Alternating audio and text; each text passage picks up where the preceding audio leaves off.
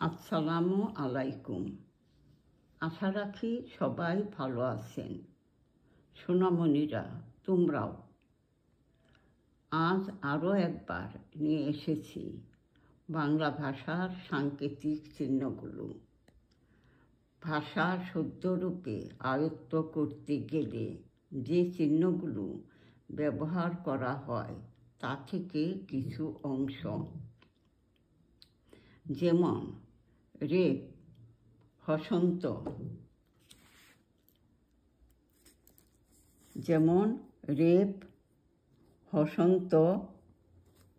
রিফলা, রফলা, জফলা।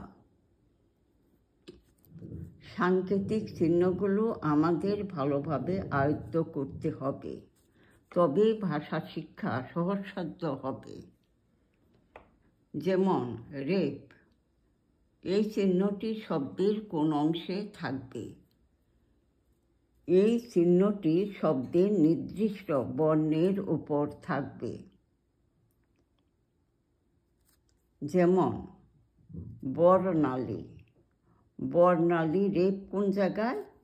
দন্তন্যর উপরে। দন্তন্যর উপরে রেপ ব্যবহার করা হলো বর্ণালী। উর্মিলা, এখানে রেপ কোথায় ব্যবহার করা হয়েছে? মর উপর।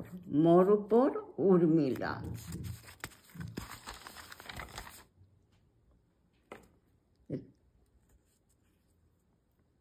রেপ চিহ্নটি শব্দের কোন অংশে থাকবে? এই চিহ্নটি শব্দের নির্দিষ্ট বর্ণের উপর থাকবে। শব্দের নির্দিষ্ট বর্ণ বর্ণালী। বর্ণালীর নির্দিষ্ট বর্ণ দন্তন্য। দন্তন্যর উপরে। উর্মিলা, এই নির্দিষ্ট বর্ণ উর্মিলার ম। মর উপর ব্যবহার করা হলো রেপ। এখন হসন্ত। হসন্ত কোথায় থাকবে? এই চিহ্নটিকে হসন্ত বলা হয়। এই চিহ্নটি হসন্ত বলা হয়। এই চিহ্নটি শব্দের নির্দিষ্ট বর্ণের নিচে ব্যবহার করা হয়। শব্দের নির্দিষ্ট বর্ণ, যেমন চল চল, আল্লাহ, আহসান। এই চল চল আমরা যদি হসন্ত ব্যবহার না করি তাহলে চল চল কোনো শক্তি থাকলো না। যখন চলের নিচে, লর নিচে হসন্ত দিলাম, তখন শব্দটা শক্তিশালী হলো চল। এখানেও হসন্ত লাগালাম চল, চল চল, আর হসন্ত ছাড়া চল চল। আহসান। আহসান যদি বলি আহসান, এটা শক্তিশালী হলো না। হর নিচে হসন্ত ব্যবহার করা হলো আহসান। আল্লাহ। আল্লাহ, শুধু আল্লাহ বললে পরে শক্তি হয় না। আল্লাহ, হর নিচে হসন্ত।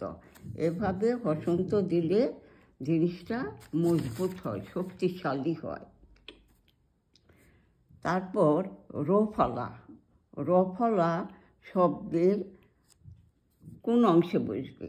রফলা শব্দের নির্দিষ্ট বর্ণের নিচে বসে। যেমন আম্র কানন। আম্র কানন, এখানে রফলা কোনটা? মর নিচে রফলা। এই চিহ্নটিকে রফলা বলা হয়।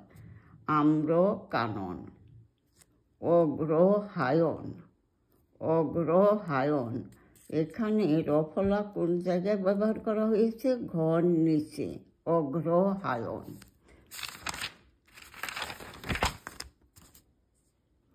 জফলা। জফলা শব্দের কোন অংশে ব্যবহার করা হবে? শব্দের নির্দিষ্ট বর্ণ শেষ হলে। যেমন ব্যবহার। ব্যবহারে নির্দিষ্ট শব্দ কোনটি? ব্যবহার নির্দিষ্ট বর্ণ কোনটি? ব। ব শেষ হলো এই জফলা। এই চিহ্নটিকে জফলা বলা হয়। ব্যবহার নির্দিষ্ট বর্ণ শেষ হলে জফলা ব্যবহার করা হয়। ব্যবহার আশ্চর্য, জ্বর জ্বর শেষ হলো জফলা বসলো, আশ্চর্য। রিফলা, রিফলা এই চিহ্নটিকে রিফলা বলা হয়।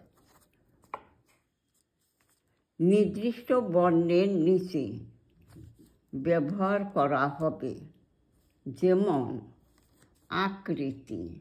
আকৃতি কর নিচে রিফলা ব্যবহার করা হলো আকৃতি। প্রকৃতি কর নিচে ব্যবহার করা হলো প্রকৃতি।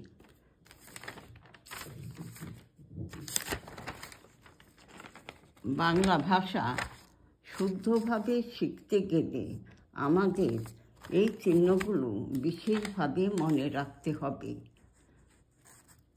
এই চিহ্নগুলো যত বেশি ভালোভাবে মনে রাখা যাবে ততই বাংলা শিক্ষা করা সুন্দর হবে এবং ভুলের পরিমাণ কম হবে, সহজসাধ্য হবে।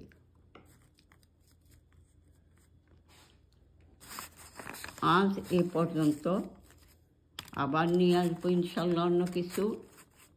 ভালো থাকুন, সুস্থ থাকুন, আল্লাহ হাফিজ।